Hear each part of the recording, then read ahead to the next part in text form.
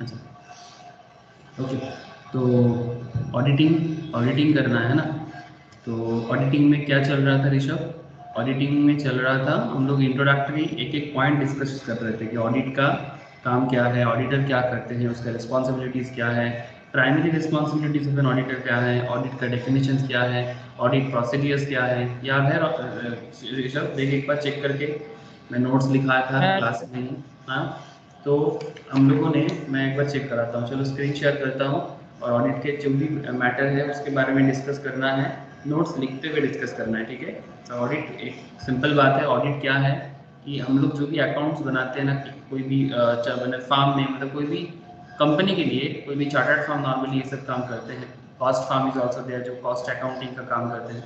Mainly finance farm जो है, finance farm, chartered firm जो होते हैं वो किसी कंपनी के बिहाफ में, या फिर नॉट ओनली फर्म, को इंडिविजुअल चार्टर्ड अकाउंटेंट कंपनी के लिए अकाउंट्स को बनाते हैं। लेकिन कोई भी अकाउंटेंट बना सकते हैं, वहाँ का जो एम्प्लॉइज है वो भी बना सकते हैं, जिनका अकाउंट्स बनाना आता है, लाइक वो बीकॉम किया, एमकॉम किया। बट आफ्टर दैट उसको स्टैट्यूटरीली ऑडिट करना पड़ता है। एक होता है इंटरनल ऑडिट, एक होता है statutory audit. I will discuss this things actually, कि इंटरनल ऑडिट क्या है, स्टैट्यूटरी ऑडिट क्या है, ठीक है, इसको एक्सटर्नल ऑडिट भी बोलते हैं। तो क्यों ऑडिट करवाना जरूरी होता है? तो बेसिक बात यही है कि अगर अकाउंट्स है तो ऑडिट होगा। अकाउंट्स अगर ऑर्गेनाइजेशन बना रहा है तो उसका ऑडिट भी करना पड़ेगा। अगर अकाउंट्स बन रहा है तो ऑडिट भी करना पड़ेगा। ऑडिट का मतलब होता है अकाउंट्स का चेकिंग। ऑडिट का मतलब होता है अकाउंट्स का चेकिंग। अकाउंट्स का चेकिंग मीन्स कि जब भी किसी ऑर्गेनाइजेशन में अकाउंट्स बनाया जाता है, उसमें थोड़ा बहुत इधर उधर का भी कॉन्सेप्ट आ जाता है, गलत कोई करता है, कभी कभी मैनिपुलेट करता है अकाउंट्स को। बिकॉज बहुत सारे रीज़न होता है। अगर कंपनी सरकार को टैक्स कम देना चाहता है तो भी वो अपना खर्चा और मतलब इनकम और एक्सपेंस को इधर उधर करके दिखाते हैं, चेंज करने का कोशिश करते हैं। अगर वो ज़्यादा प्रॉफिट भी दिखाना चाहता है ताकि इन्वेस्टर्स को अट्रैक्ट करे कि देखो भाई मेरी कंपनी में अच्छा प्रॉफिट हो रहा है, आप लोग इन्वेस्ट करो, प्रॉफिट कुक करते हैं। तो बहुत सारे रीज़न होते हैं कि जिसमें एक कंपनी अपने अकाउंट्स को गलत लेवल पे लेके जाते हैं। लेकिन ज़रूरी नहीं हमेशा वो ऐसा ही करे, लेकिन फिर भी ऑडिट करना मैंडेटरी है। ऑडिटर के लिए ऑडिट करना मैंडेटरी है। लेकिन किस ऑर्गेनाइजेशन के लिए ऑडिट मैंडेटरी है, किस ऑर्गेनाइजेशन के लिए ऑडिट मैंडेटरी नहीं है, ये सारा का सारा डिटेल्स तो आज मैं आप लोगों के साथ डिस्कस करने वाला हूँ। एक काम करते हैं, मैं स्क्रीन शेयर कर लेता हूँ, और लास्ट दिन का जो नोट्स हम लोग लिख रहे थे उसके साथ कंटिन्यू करना है। आई होप आप लोग देख पा रहे हो स्क्रीन में, क्या दिखाई दे रहा है प्रीतम? है दिखाई सर। दे रहा है? हाँ, ओके। है सर। इतना लेट मत कर प्रीतम, थोड़ा जल्दी ज्वाइन किया कर। मैं आज काफ़ी देर तक तुम लोग के लिए वेट कर रहा था। मैं तो सोच रहा था मैं रिकॉर्ड करके चला जाऊंगा, फिर सोचा कि 2 मिनट वेट कर लूँ। अच्छा, ऑडिट प्रोसेस। सबसे पहले तो ऑडिटिंग क्या है ये हम लोगों ने लास्ट क्लास में देख लिया था, इसका इंट्रोडक्टरी पार्ट याद है ना। ऑडिट में be defined as an independent examination of financial statement of an entity whether profit oriented or not, irrespective of its size and legal form, and such an examination is conducted with a view to express an opinion thereon। ये बहुत ही हम लोग details में समझे थे। The primary responsibilities of an auditor is to detect fraud and error, is not to detect fraud and error, is not to detect fraud and error। fraud and error find out करना auditor का काम नहीं होता, but to comment whether the financial statement is showing true and fair view or not। मतलब वो financial statement जो है वो एक्चुअली सच बता रहे हैं कि नहीं बता रहे हैं, यही बताना और अपना ओपिनियन देना ही एक ऑडिटर का काम होता है, मेन काम। Financial statement true and fair view दिखा रहा है, true and fair view show कर रहा है कि नहीं कर रहा है, ये कैसे समझ में आता है? only when they satisfy all the following three conditions। first of all the accounting policies adopted by management should be proper, है ना। जो भी अकाउंटिंग पॉलिसीज है वो प्रॉपरली अडॉप्ट हो रहा है कि नहीं हो रहा है। ऑल द अकाउंटिंग स्टैंडर्ड्स, जो अकाउंट्स में अकाउंटिंग स्टैंडर्ड्स होते हैं, आप लोगों को मैं थियोरेटिकल बेसिक क्लास में सिखाया ये सब चीज़ें। All the accounting standards must have been applied by the management and adequate disclosure. मतलब जो भी आप अकाउंट्स में बोल रहे हो, क्या उसके रिगार्डिंग आपके पास डिस्क्लोजर है? मतलब अगर आप कहीं पर प्रॉफिट शो कर रहे हो, कहीं पर आप सेल ऑफ गुड्स दिखा रहे हो, कहीं पर आप कॉस्ट ऑफ गुड्स सोल्ड बता रहे हो, कहीं पर आप स्टॉक इन ट्रेड बता रहे हो, जो भी आप बता रहे हो वो तो सिर्फ लिखने से नहीं होगा पीएल या बैलेंस शीट में, आपको उसके रिगार्डिंग डिस्क्लोजर भी देना पड़ेगा, उसका लेजर दिखाना पड़ेगा, उसका अकाउंट मेंटेन दिखाना पड़ेगा। तो this is called adequate disclosure must have been given in schedule and explanatory notes on accounts। And उसके बाद हम लोगों ने ऑडिट प्रोसेस के बारे में बात किया था। ऑडिट प्रोसेस में हम लोग मतलब ऐसे पढ़ाई मतलब लिखते के टाइम पे हम लोग ऊपर से लिखते हैं, बट इसका सिस्टम नीचे से होता है। ये देखो मैंने लास्ट दिन आप लोगों को बताया था कि रीड करना नीचे से, मतलब कोई भी ऑर्गेनाइजेशन पे जब एज ए ऑडिटर आप ज्वाइन करोगे, एज ए ऑडिटर जब आप किसी भी ऑर्गेनाइजेशन पे ज्वाइन करोगे तो आपको क्या करना चाहिए? सबसे पहले to check whether internal control is effective and efficient or not। सबसे पहले तो आपको ये देखना चाहिए कि जिस ऑर्गेनाइजेशन पे आप ऑडिट करने के लिए जा रहे हो वो ऑर्गेनाइजेशन इंटरनल कंट्रोल बढ़िया रखा कि नहीं रखा। इंटरनल कंट्रोल बढ़िया का मतलब क्या था, मैं आपको लास्ट क्लास में बताया था, याद है? इंटरनल कंट्रोल अच्छा है इसका मतलब क्या है ऋषभ? हाँ सर। क्या है इंटरनल कंट्रोल अच्छा का मतलब? মানে ইন্টারনেট কন্ট্রোল মানে ভালো, মানে যদি বড় অর্গানাইজেশন হয় তাহলে সেরকমই অনেকগুলো লোক, মানে লোক থাকবে, এই নয় যে এক দুটো। আর যদি মানে মিনিমাম বা ছোট হয় তাহলে এক দুটোতে কাজ হয়ে যাবে, সেটা বুঝতে हाँ, পারছি। मतलब जितना रिक्वायर्ड लोगों का जरूरत है ऑर्गेनाइजेशन को चलाने के लिए एक रीजनेबल होना चाहिए ना। सपोज मानो कि आपका बहुत बड़ा प्लांट है, बहुत बड़ा मशीनरी है, बहुत बड़ा आपका शोरूम है, सेल भी अच्छा खासा होता है, लेकिन ऐसा है आप उसके हिसाब से एम्प्लॉय मेंटेन नहीं कर रहे हो, तो अगर ज़रूरत है तो फिर क्यों नहीं कर रहे हो भाई, है ना? तो ऐसा क्या घोटाला करके रखे हो कि तुम लोगों को रखना नहीं चाहते और इसमें तुम घोटाला भी कर रहे हो। अगर एक आदमी कर सकता है दैट्स ओके, बट फिर भी उसमें मैनेजमेंट में प्रॉब्लम होता है। तो इंटरनल कंट्रोल सही का मतलब यही होता है कि अगर आप हर डिपार्टमेंट का हिसाब को पक्का रखना चाहते हो तो उसके लिए आप हर डिपार्टमेंट में कुछ ना कुछ एम्प्लॉइज को तो एम्प्लॉय करोगे। लाइक बिग बाजार जैसे कंपनीज, रिलायंस जैसे कंपनीज, रिलायंस डिजिटल हो, रिलायंस ट्रेंड हो, उसमें देखना कितना सारा लोग काम करते हैं। इसका मतलब ये है कि वो अपना कंट्रोल को अच्छा रखना चाहता है, and that is the internal control. Okay, अब इंटरनल कंट्रोल अगर सही है तो फिर आप कंप्लायंस यूज करो। इंटरनल कंट्रोल अगर अच्छा है तो कंप्लायंस मेथड यूज करो, अदरवाइज आपको सब्सटेंटिव में शिफ्ट होना पड़ेगा। सब्सटेंटिव में क्या होता है ना, थोड़ा ज्यादा डिटेल्स में आपको ऑडिट करना होगा। कंप्लायंस में जल्दी जल्दी आप कंप्लायंस बना सकते हो, रिपोर्ट बना के दे सकते हो, लेकिन अगर इंटरनल कंट्रोल सही नहीं है तो आप कंप्लायंस मेथड से काम नहीं बनेगा, आपको सब्सटेंटिव में जाना पड़ेगा। सब्सटेंटिव के अंदर दो सिस्टम है, एक होता है वाउचिंग एंड वेरिफिकेशन एंड दूसरा होता है एनालिसिस ऑफ की फाइनेंशियल रेशियोज। ठीक है, मैं अब आज को ये सब चीजें बताऊंगा। फिर जैसे आपका ये सब आप चालू कर दिया ना, वाउचिंग, वेरिफिकेशन, एनालिसिस ऑफ की फाइनेंशियल रेशियोज, आपका ऑडिट प्रोसीडियर्स एक्चुअली चालू हो जाता है। आपका ऑडिट प्रोसीडियर एक्चुअली चालू हो जाता है। फिर ऑडिट प्रोसीडियर से आपका ऑडिट ओपिनियन स्टार्ट हो जाएगा और ऑडिट ओपिनियन से आप ऑडिट कंप्लीट कर लोगे, and this is actually audit process.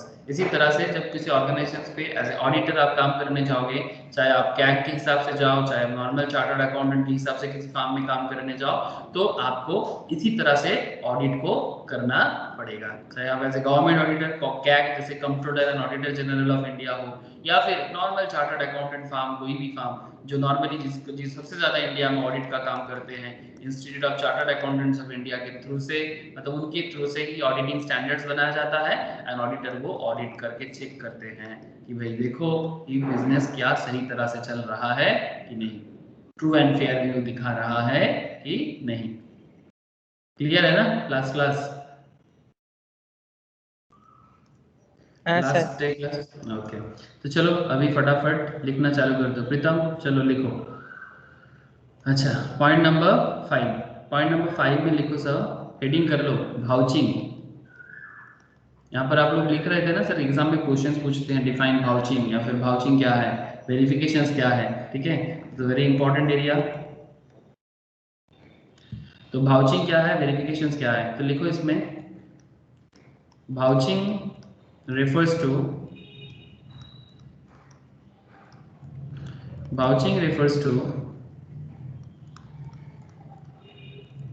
checking of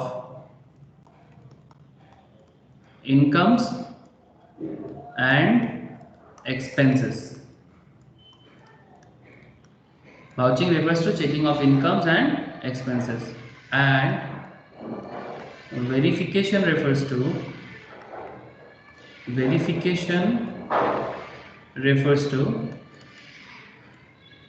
vouching and verification दो होता है ना सर। वाउचिंग का मतलब मैं आपको क्या बताया, checking of income and expenses. जब बिजनेस में इनकम हो एंड जब बिजनेस में एक्सपेंस हो उसको चेक करना, मतलब आपके पास जरूर बिल होगा। अरे भाउचिंग मतलब किस चीज का भाउचिंग करोगे? भाउचर का चेकिंग, भाउचिंग, भाउचर चेकिंग। भाउचर देखे कि नहीं देखे ऑर्गेनाइजेशन पे? जब आप लोग रियल लाइफ में काम करने जाओगे ना सर, तो आपको कोई भी जगह में आप काम करने जाओ तो आपको भाउचर दिखेगा, ठीक है? भाउचर, मैं आपको इमेज दिखाता हूँ भाउचर का। कुछ ऐसे देखने में होते हैं भाउचर, ऐसे, ऐसा होता है ना। देखो कैश भाउचर देख रहे हो सर? हाँ गिफ्ट भाउचर এগুলো তো দেখেইছি। हाँ, गिफ्ट भाउचर तो तुम लोग देखे ही हो, है ना? लेकिन बिजनेस में जो sale bill, purchase bill, that is voucher. Cash voucher, credit voucher, मतलब अगर किसी को क्रेडिट में सेल किए तो क्रेडिट भाउचर होगा, अगर किसी को कैश में सेल किए तो क्रेडिट कैश भाउचर होगा, ठीक है? कंपनी सर्विस, पेमेंट भाउचर, ठीक है? जब पेमेंट मिलेगा तो पेमेंट भाउचर, जब सेल मतलब किसी को पेमेंट करोगे तो payment voucher, sale voucher kind of, ठीक है? तो ये देखो, ये company receive voucher, payment voucher, receive voucher. तो ये जो सारा का सारा मैटर है, ये इस तरह का भी आप लोग देखिए, दुकानदार आपको बिल देता है, तो दुकानदार के लिए वो बिल देना इट्स अ वेरी इंपॉर्टेंट सा। बिल से ही एक्चुअली दुकानदार को पता चलता है, चाहे नॉर्मल से नॉर्मल दुकानदार हो या बड़े से बड़े दुकानदार हो, वो बिल से ही उनको एक्चुअली पता चलता है कि उनको अकाउंट्स में क्या मेंटेन करना है, उनको अकाउंट्स में क्या मेंटेन करना है। It's all depend on the bill. जो बिल वो आपको थमाते हैं जब सेल करते हैं या फिर जब वो परचेस करके लेके आते हैं, ठीक है? कोई भी प्रोडक्ट जो जिस चीज़ को सेल करता है उसका हिसाब किताब उसको वहीं से मिलता है सर, ठीक है? तो आई होप आपको ये समझ में आ रहा है कि भाउचर कितना इंपॉर्टेंट है। तो vouching refers to checking of incomes and expenses, and verification refers to checking of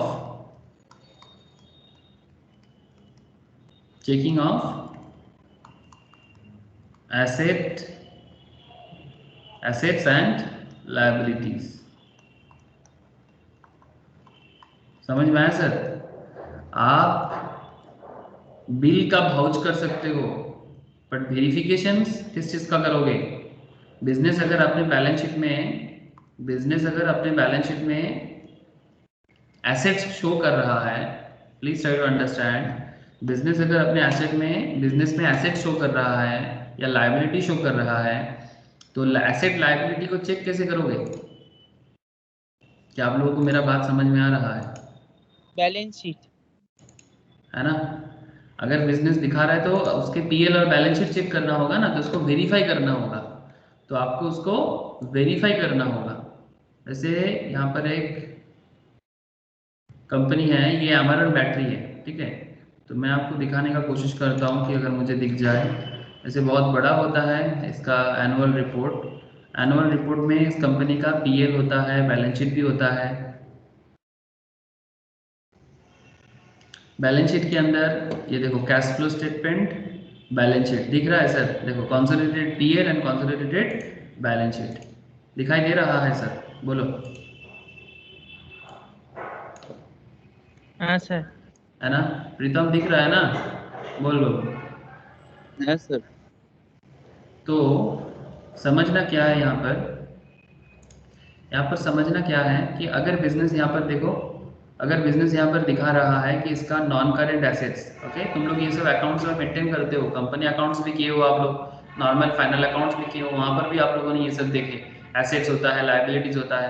तो अगर कंपनी यहाँ पर शो कर रहा है कि उसके पास प्रॉपर्टी, ये एक्चुअल रियल डेटा है। एक्चुअली मैं कल ही शेयर मार्केट का क्लास था, शेयर मार्केट का जो थोड़ा सा एडवांस लेवल, मतलब उसमें फंडामेंटल एनालिसिस होता है, कंपनी का पीएल रिपोर्ट रीड करके उसके एनालाइज करना सिखाया जाता है, वहीं पर मैं ये वाला बात कर रहा था। ये एक्साइट बैटरी है ना, ये बैटरी इंडस्ट्रीज में बात हो रहा था, तो मैंने अमरा राजा, मतलब अमरन बैटरी, आप लोग नाम सुने हो, उनके बारे में ही कल सबको सिखा रहे थे कि किस तरह से कंपनी का पीएल बैलेंस शीट ट्रेड करना चाहिए, उससे आपको क्या समझदारी होना चाहिए, कंपनी का अच्छा बुरा भला जो भी हो आप कैसे समझोगे, इन्वेस्टमेंट के लिए क्या सोचते हो, काइंड ऑफ।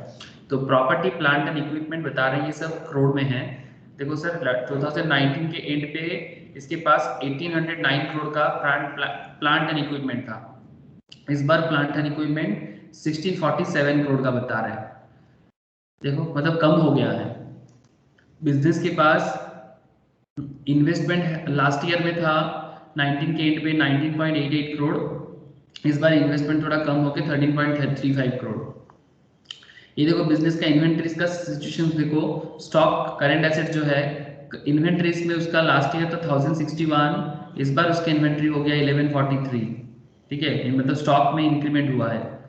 लाइबिलिटी अगर ये शो कर रहा है फाइनेंशियल लाइबिलिटी देखो, बोरोइंग दिख रहा है, बोरोइंग दिख रहा है मतलब मार्केट से लोन लिया, लीज लिया, बोरोइंग किया, लीज लाइबिलिटी किया, बोरोइंग लाइबिलिटी किया, कितने का 19 के एंड पे था 46.80, इस बार हो गया 34.38। हाँ, तो ये बिजनेस का लाइबिलिटी सब कुछ मिला के टोटल लाइबिलिटी कुछ दिखा रहा है, लास्ट ईयर 258.15 का लाइबिलिटी था, इस बार 243.04, मतलब लाइबिलिटी इसका लास्ट ईयर से कम हुआ है। तो बेसिकली समझ में आ रहा है सर, इसका देखो फाइनेंशियल लाइबिलिटी मतलब मार्केट में जो लोन वगैरह लिया है, कितना लोगों को पेमेंट करना बाकी है, everything. What is the point? Point यही है कि ये जो एसेट एंड लाइबिलिटीज होता है, जब हम लोग ये एक्चुअली ऑडिटेड है, ये जो भी आप देख रहे हो ये सब ऑडिटेड है ना, ये सब ऑडिट करके दिया है। लेकिन अगर मान लो कि ऑडिट नहीं किया है, जब आप लोग ऑडिटर बन के जाओगे कंपनी में, तो आप लोगों को चेक करना है ना कि जो भी कंपनी का अकाउंटेंट ने बना के रखा कितना सही है कितना गलत है, यू हैव टू अंडरस्टैंड ना।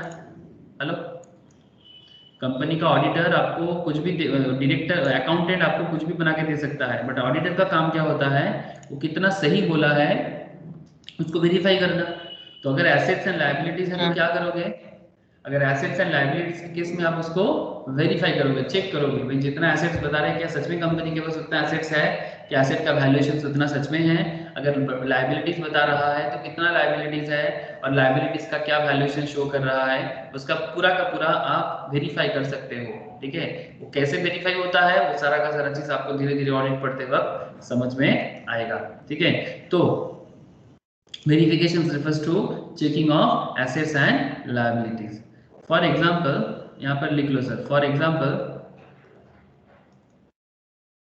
परचेस अगर कुछ परचेस है बिजनेस का तो उसको क्या करोगे, परचेस एंड सेल है तो उसको भाउच करोगे। ठीक है, परचेस एंड सेल का क्या होगा सॉरी भाउचिंग होगा। लेकिन अगर बिजनेस के पास कैश है, बिल्डिंग है, लैंड है, क्या करोगे सबका, भाउच करोगे या वेरिफिकेशन करोगे? वेरिफिकेशन करोगे। वेरी गुड सर, ठीक है, याद रखिएगा भाउचिंग एंड वेरिफिकेशन वेरी इंपॉर्टेंट था। ओके चलो नेक्स्ट। अच्छा 6 पॉइंट, पॉइंट नंबर 6 में आपका पॉइंट होगा analysis of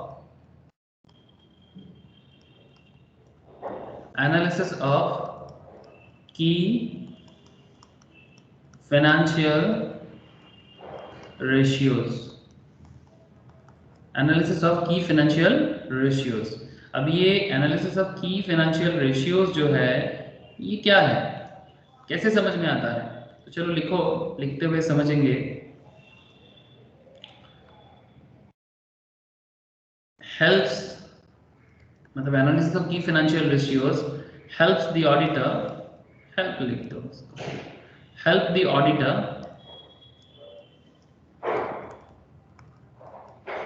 help the auditor to know the solvency positions, to know the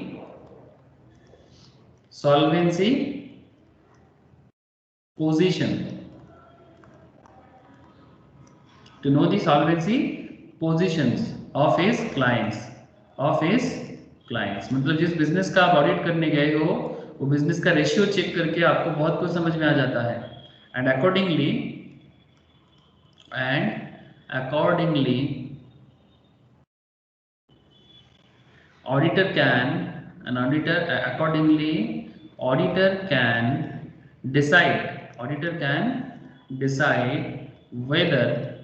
auditor can decide whether he needs to check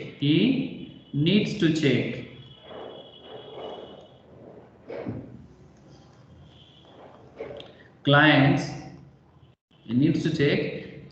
going concern or not. He needs to check clients going concern or the going concern assumptions. Okay, going concern assumption. Going concern, assumption और not. अब ये going concern क्या है बोलो तो? Going concern क्या होता है? যে কোম্পানি চলতেই থাকবে, মেম্বার আসুক বা যাক। एग्जैक्टली, गोइंग कंसर्न मतलब जब भी किसी बिजनेस को बिल्डअप किया जाता है, वो बिजनेस का ये प्रिंसिपल है कि बिजनेस हमेशा गोइंग कंसर्न प्रिंसिपल पे बनता है।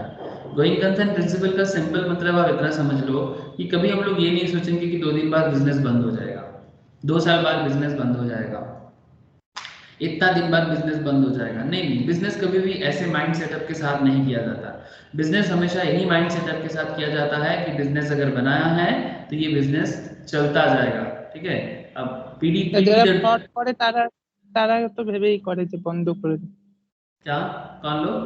মানে যারা ফ্রড করে, মানে মাইন্ডসেটেই থাকে যে টাকা वो নিয়ে वो পাবলিকের বা जो जो जो फ्रॉड करता है वो कोई बिजनेस नहीं करता, उनका वो फ्रॉड करता है। मतलब जो रियल बिजनेसमैन होता है ना, वो फ्रॉड नहीं करेगा। ठीक है, और जो फ्रॉड करेगा वो बिजनेसमैन नहीं है। अगर वो फ्रॉड करने की मेंटेलिटी के है तो that is not a business, that is a fraud, that is a fraud. तो बिजनेस कभी फ्रॉड नहीं होना चाहिए। बिजनेस का मतलब एक प्योर कॉन्सेप्ट है जो अपने हिसाब से अपने प्रोडक्ट या सर्विस लोगों को बेचेगा, लोगों का नीड है, लोग उसको खरीदेगा एंड बदले में आपको पेमेंट करेगा, एंड इसके हिसाब से वो एक मार्केट डिमांड सप्लाई इश्यूज सभी कुछ रहेगा। प्योर बिजनेसमैन कभी फ्रॉड कर ही नहीं सकता, लेकिन जो फ्रॉड करेगा वो बिजनेसमैन नहीं है। सिंपल लॉजिक है इसमें। ठीक है, बिजनेसमैन के बिजनेस के डेफिनेशंस पे मैं आप लोगों को इनकम टैक्स में पढ़ा है, जीएसटी में भी पढ़ा है बिजनेस के डेफिनेशंस।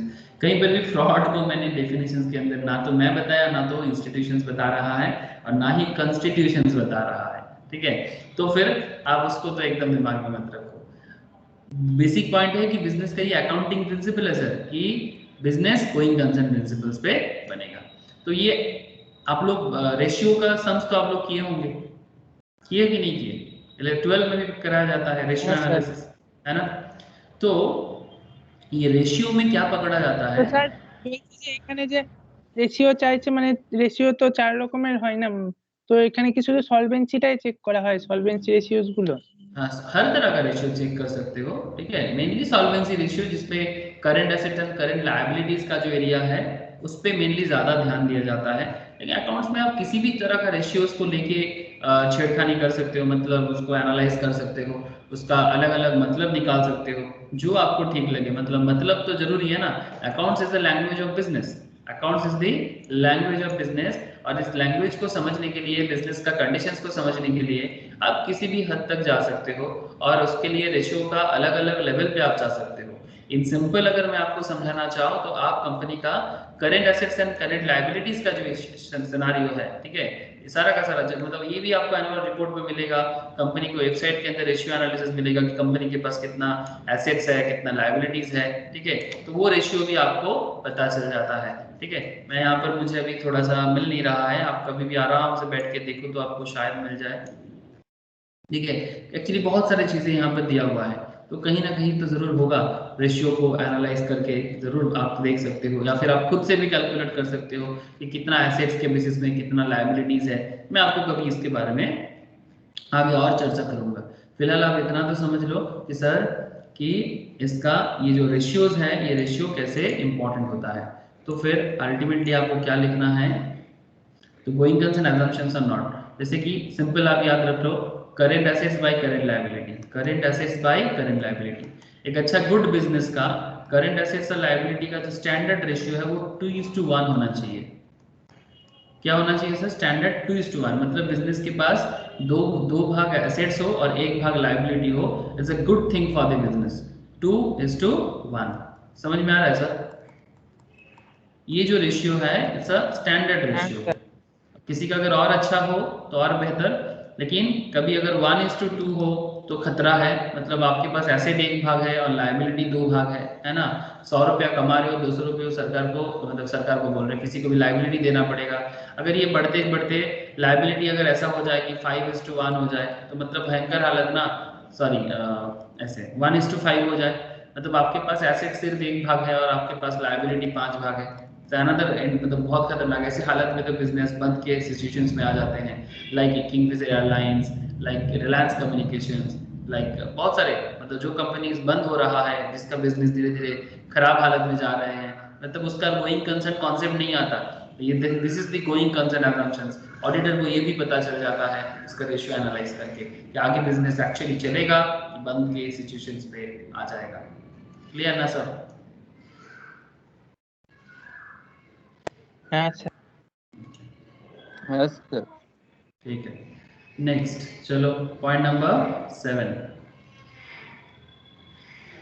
पॉइंट नंबर 7, अच्छा, at first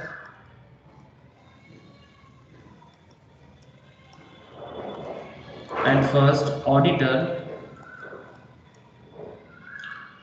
always applies, at first auditor always applies compliance। ये तो मैंने आपको पहले ही बता दिया ना ऑडिट प्रोसीजर बताते वक्त कि सबसे पहले ऑडिटर आके कंप्लायंस प्रोसीजर ही करेगा। कंप्लायंस मतलब सब कुछ ठीक है, रिपोर्ट जमा करो और चलो। And if he finds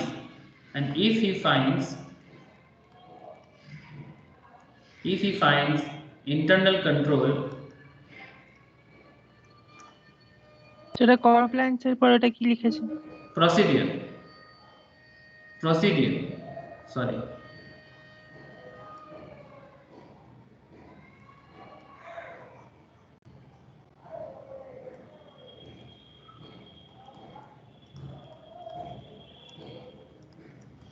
compliance procedure, and if he finds internal control to be strong / weak, मैं बताता हूं क्यों, then he will apply less / more substantive procedure। Subtractive के अंदर क्या आ जाता है? वाउचिंग, वेरिफिकेशंस, एनालिसिस ऑफ की फाइनेंशियल रेशियोज। समझ में आ रहा है ना? सब्सट्रैक्टिव के अंदर क्या आ जाता है?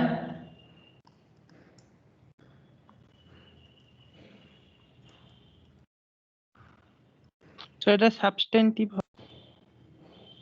substantive, this is substantive, okay? So at first auditor always applies compliance procedure, and if he finds internal control to be strong, अगर वो देखता है कि इंटरनल कंट्रोल स्ट्रॉन्ग है, तो फिर उसको लेस सब्सटेंटिव करना चाहिए, मतलब ज्यादा वाउचिंग वेरिफिकेशंस करने का जरूरत नहीं है, क्योंकि इंटरनल कंट्रोल स्ट्रॉन्ग है, ऑलरेडी सब कुछ अच्छा ही करके रखा है, तो फिर उसको और ज्यादा दिमाग लगाने का जरूरत नहीं है। लेकिन अगर वो देखता है कि इंटरनल कंट्रोल वीक है, हर डिपार्टमेंट में प्रॉपर लोग नहीं है, हर चीज का हिसाब प्रॉपर्ली नहीं रखा गया है ऑर्गेनाइजेशंस पे, तब उसको ज्यादा सब्सटेंटिव प्रोसीजर लगाना पड़ेगा, मतलब मोर वाउचिंग एंड वेरिफिकेशंस करना पड़ेगा। क्लियर है सर? बोलो, क्लियर है ना? पॉइंट नंबर 7, इसीलिए इसको इस तरह से लिखा गया, स्ट्रॉन्ग / वीक। स्ट्रॉन्ग के लिए लेस, वीक के लिए मोर। अगर ये वीक है इंटरनल कंट्रोल तो मोर सब्सटेंटिव, अगर स्ट्रॉन्ग है तो less substantive. Next point number 8, auditor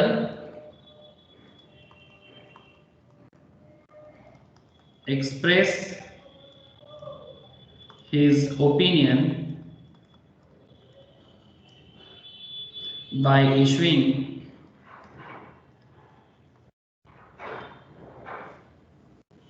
any one of the following audit report, any one of the following audit report या रिपोर्ट्स। ऑडिटर जो है ना सर, वो ये मैं आपके सामने कुछ रिपोर्ट पेश कर रहा हूँ। मैं आपको स्टार्टिंग में बोला था कि ऑडिटर का primary responsibilities fraud and error पकड़ना नहीं होता, but to comment whether the financial statement are showing true and fair view और नॉट। ये जो कमेंट वो करता है, वो कमेंट वो कहाँ करेगा? उसके लिए उसको क्या करना होगा सर? रिपोर्ट जमा करना होगा। ऑडिट रिपोर्ट होता है ये। ऑडिट रिपोर्ट, जैसे ये कंपनी का ऑडिट रिपोर्ट से ही कंपनी का डिटेल समझ में आता है। जैसे कि ये आपको मैं अमरन बैटरी का दिखा रहा हूँ, ठीक है। तो यहाँ पर कंपनी का ऑडिट रिपोर्ट वगैरह सारा का सारा आपको मिलेगा, हर कंपनी का। मैंने आपको लास्ट क्लास में भी शो किया था, याद है? मैंने आप लोगों को लास्ट क्लास में दिखाया था audit report of Tata Motors देख लो, ऑडिट रिपोर्ट ऑफ आप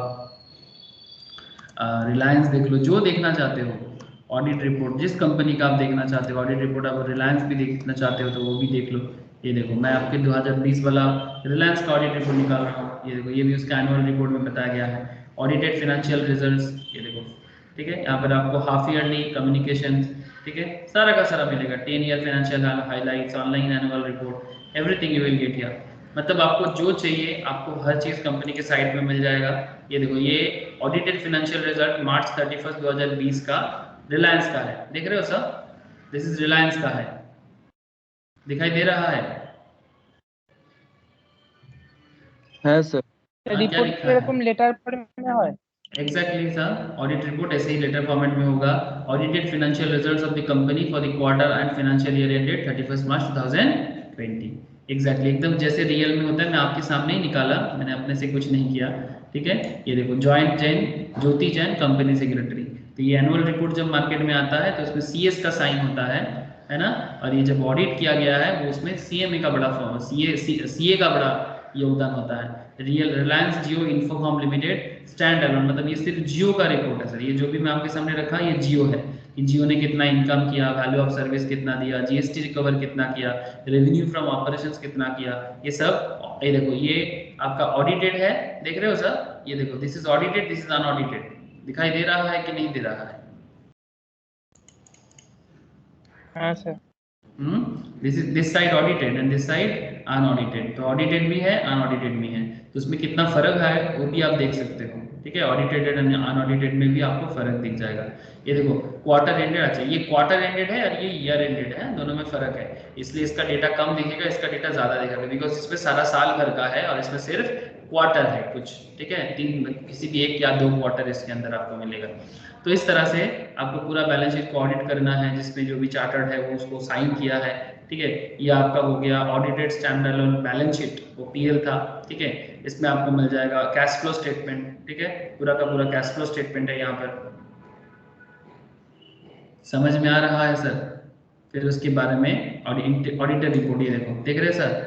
ऑडिटर का रिपोर्ट देख रहे हो, जो मैं एक्चुअली आपको अभी समझाने का कोशिश कर रहा हूँ। इंडिपेंडेंट ऑडिटर्स रिपोर्ट, यहाँ पर ऑडिटर क्या किया सर? ये देखो, ओपिनियन फॉर्म किया ना, ओपिनियन फॉर्म। हाँ, एक्चुअली यही तो मैं आपको लिखाने जा रहा हूँ कि we have audited the accompanying statements of standalone financial results Reliance Jio Infocomm limited for the quarter ended. ये देखो, कौन सा कंपनी किया? डेलॉयट ने किया सर, रिलायंस का। ये इसका जो ये है डेलॉयट, दो चार्टर्ड अकाउंटेंट है, चतुर्वेदी एंड शाह एलएलपी, ठीक है, chartered accountants, Tulsiani chambers, Nariman point Mumbai, and Deloitte Haskins and Sells LLP, मतलब डेलॉयट ग्रुप जो है वो, दोनों अलग अलग company, India bull finance centres में इनका ऑफिस है। तो इन्होंने अपना ओपिनियन दे रहा है। दो ऑडिटर्स एक साथ ऑडिट कर सकता है। मेरे को लास्ट दिन कभी कोई पूछ रहा था। डेलॉयट कंपनी ওটাই? एग्जैक्टली सर, जो डेलॉयट कंपनी है वही, वो भी चार्टर्ड फर्म ही तो है, एलएलपी है, लिमिटेड लाइबिलिटी पार्टनरशिप फॉर्मेट में ये लोग अपना काम करते हैं। चतुर्वेदी एंड शाह भी बहुत फेमस चार्टर्ड अकाउंटेंट फर्म है। अच्छे से पढ़ाई करो, ऐसे कंपनी में अगर आपको प्रैक्टिस करने का मौका मिल जाए, चाहे डेलॉयट हो या चतुर्वेदी हो, इट्स वेरी, मतलब बहुत बढ़िया बात है सर। मतलब अगर जिस लेवल में आप लोग पढ़ाई करोगे उस लेवल पे डिपेंड करता है आपके नॉलेज के बेसिस में आपको इस जगह में इंटर्नशिप करने का, मतलब जिसको आर्टिकल ट्रेनिंग बोलते हैं, आपको चांस मिल सकता है। इट्स ऑल डिपेंड कि आप कितना सोच रहे हो अपने बारे में, अपने करियर के बारे में। तो क्या क्या रिपोर्ट दे रहा है? देखो, we have audited the accompanying statement of standard for the quarter ended 31 March 2020 attached herein with prepared for submission of Reliance Industries Limited, the ultimate holding company, for the preparations of this. In our opinion and to the best of our information according to the explanations given to us, the statement is presented in accordance with the requirement of the regulation in this regard and gives a true and fair view. मैं आपको शुरू से बता रहा ना sir, true and fair view, ये sir no sir, मैंने starting का ऑडिट के बारे में मैंने आपको लिखा है true and fair view. Match कर रहा है सर? जो भी पढ़ रहे हो उसका रियलिटी मैच कर रहा है? हाँ मैं सर। आपको, हाँ एकदम जो पढ़ रहे हैं वही मैच कर रहा है। In conformity with the recognitions and measurement principles of the Indian accounting standards, Indian accounting standards match किया and other accounting principles generally accepted in India of the net profit including other comprehensive income and other financial information for the quarter ended। इसमें आपका सारा का सारा basis for opinion, उसमें management responsibilities for the statements, auditor responsibility for audit for the statements, ठीक है, other matter, सारा का सारा मैटर इन्होंने बताया, फिर अपना ओपिनियन उन्होंने फॉर्म किया। किस मैटर पे वो क्या सोचता है वो भी वो इसके अंदर बताया। तो बेसिकली रिपोर्ट जब वो देता है तो उसका बेसिस भी होता है कि मैं किस बेसिस में मैं रिपोर्ट दे रहा हूँ, ठीक है। पहले ओपिनियन देगा, মানে ओपिनियन के लॉजिकल पॉइंट से देওয়াটা ওটাই বেসিস। एग्जैक्टली ओपिनियन को लॉजिकल पॉइंट के बेसिस में देना होता है, management report, accounts report, everything. तो चलो लिखो, फिर से देखेंगे। ओके, पहले एक बार लिख लेते हैं। Auditor express his opinion by issuing any one of the following audit report. घर पे ये सब चीज पढ़ा कीजिए, तो फिर क्या होगा ना, आपका नॉलेज एनहांस हो जाएगा सर। आप काम पे ज्वाइन करने से पहले ही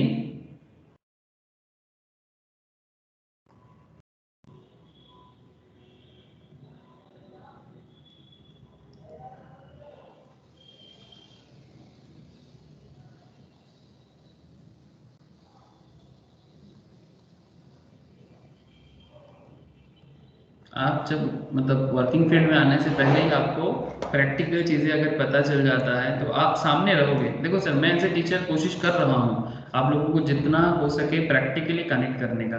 अब आप लोग भी प्लीज़ थोड़ा सा अपने आप को एनहांस करो, मैं इतना रिक्वेस्ट आप लोगों को करूँगा।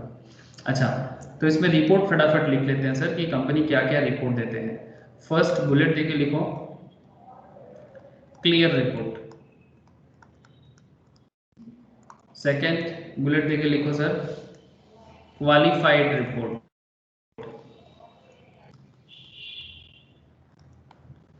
थर्ड बुलेट देके लिखो, adverse report.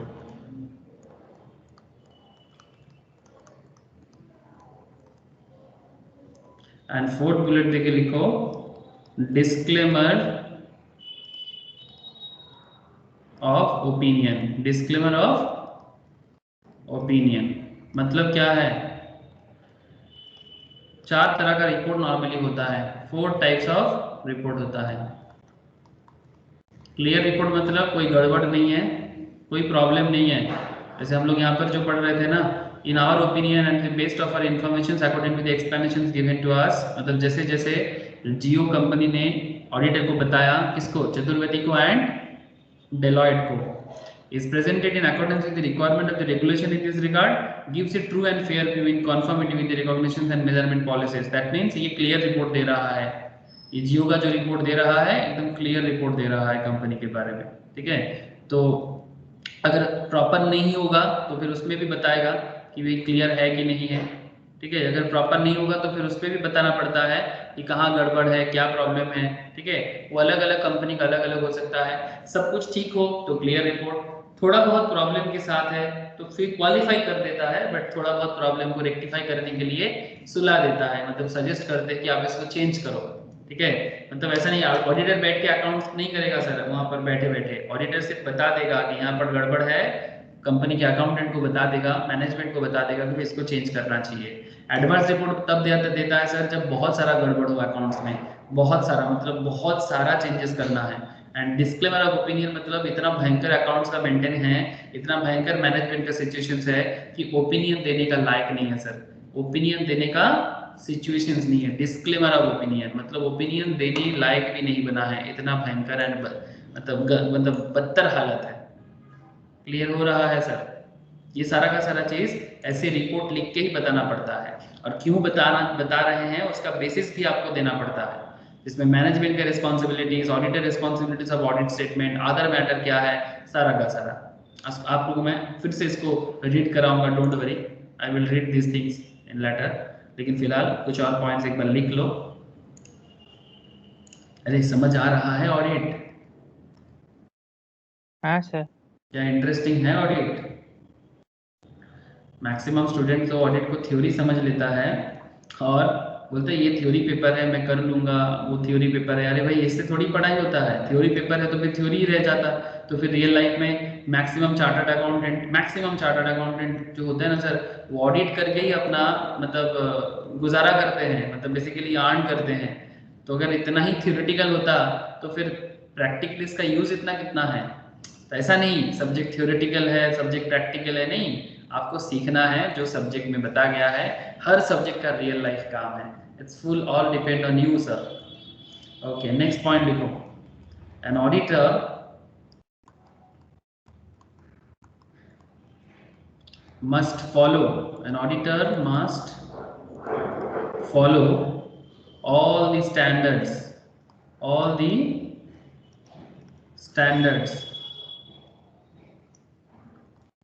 of auditing. Auditor must follow all the standards of auditing, previously known as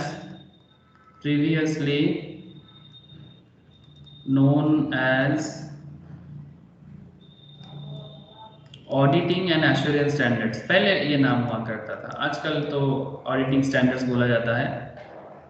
auditing and assurance standards ये आजकल नहीं होता है सर, ये नाम चेंज हो गया। पहले ये ऑडिटिंग एंड एश्योरेंस स्टैंडर्ड्स के नाम से जाना जाता था, आजकल इसको स्टैंडर्ड्स ऑफ ऑडिटिंग ही बोलते हैं। इशूड बाय, ये ऑडिट का जो स्टैंडर्ड्स है ये कौन इशू करता है? Issued by ICAI, institute of chartered accountants of India. ये सर जो CA इंस्टीट्यूट है सर, वही यही ऑडिट का स्टैंडर्ड्स बनाते हैं, ICAI.org, ठीक है, यही इंस्टीट्यूट है। ये देखो ये ICAI का साइट है, आई होप बहुत लोग जानते हो, ठीक है। जिनको नहीं पता मैं दिखा रहा हूँ, इसमें कमिटी है, ठीक है, इस कमिटी का ही काम है सारा का सारा, डायरेक्टोरेट का काम है, रिसोर्स पर्सन का काम है। प्रेसिडेंट चेंज होएगा। हाँ चेंज हुआ है, रिसेंटली चेंज हुआ है, ठीक है। ये देखो इसमें अकाउंटिंग स्टैंडर्ड्स देख रहे हो सर, 3 दिन आगे चेंज হয়েছে। अकाउंटिंग स्टैंडर्ड्स के बारे में, ऑडिटिंग स्टैंडर्ड्स के बारे में सारा का सारा काम ये देखो यहाँ पर लिखा हुआ है। Standards on internal audit, standards on external audit, everything ये सब इंस्टीट्यूट ऑफ चार्टर्ड अकाउंटेंट्स ही करता है, ठीक है। तो ये उनका काम है, इसके लिए गवर्नमेंट ने इसको बनाया, पार्लियामेंट एक्ट है तभी तो बनाया गया सर। ओके, पार्लियामेंट एक्ट 1949 में जब इंडिया को इंडिपेंडेंस मिला, उसके बाद बिजनेस को डेवलप करने के लिए, उसका regulations of business, accounts, professions को मेंटेन करने के लिए, टैक्स को मेंटेन करने के लिए ये सब इंस्टीट्यूशंस को बनाया गया। ओके, तो इशूड बाय ICAI। फेलिंग, अगर बाय चांस ये फेल होता है, फेलिंग विच, अगर रूल्स रेगुलेशंस कोई नहीं मानता है auditor, Fehling which auditor will be found guilty, उनको गिल्टी माना जाएगा under schedule 2 of CA act 1949, chartered accountants act 1949 के हिसाब से उनको गिल्टी माना जाएगा, क्योंकि चार्टर्ड अकाउंटेंट एक्ट है और चार्टर्ड अकाउंटेंट एक्ट के हिसाब से उनको गिल्टी माना जाएगा और उनको सजा मिलेगा सर, जेल हो सकता है, डिपेंड करता है कैसे कितना बड़ा प्रॉब्लम है, ये सब आगे बढ़ेंगे। फाइन हो सकता है, जेल फाइन दोनों हो सकता है। नेक्स्ट, ऑडिट इज, तो लास्ट ओटा की लिखलेন CA एक्ट 1949। CA एक्ट 1949 मतलब गिल्टी किस तहत, ठीक है। Audit is compulsory for, point number A, every company. Audit is compulsory for every company. Point number B, for those non companies, अगर कोई कंपनी नहीं है, for those non companies, audit is compulsory for every company. For those non companies, अगर कोई company नहीं है तो whose turnover, ये सब तो CA इंटर का ही नोट्स है, जो मैं BCom को भी बोलता हूँ कर लो, अच्छा होता है। whose turnover in case of business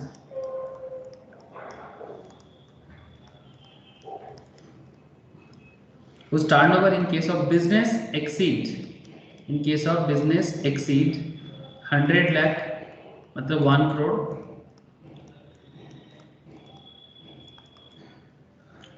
rupees, 1 crore rupees. In case of profession, in case of profession,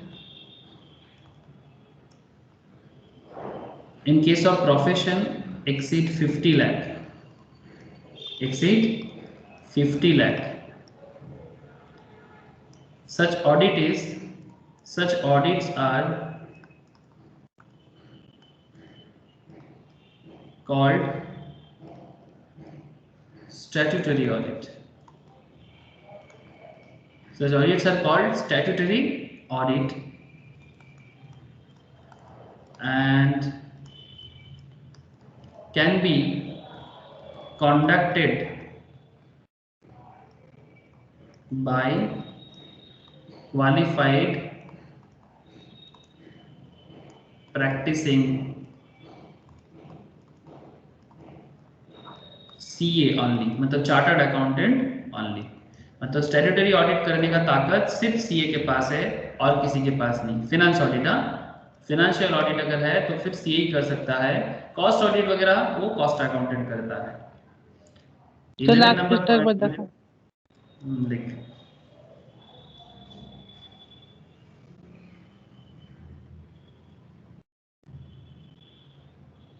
वाह। Point number 11 and the last introductory point for remaining, मतलब उसी 10th point के साथ ही चल रहा है। हाँ, 10th के साथ कनेक्टेड पॉइंट है। For remaining entities, मतलब कंपनी एंड बाकी के लिए, for remaining entities audit is optional. Audit is optional, मतलब चाहो तो कर सकते हो, ना चाहो तो नो, जरूरी नहीं है। Audit is optional and is known as internal audit. Internal audit and can be conducted by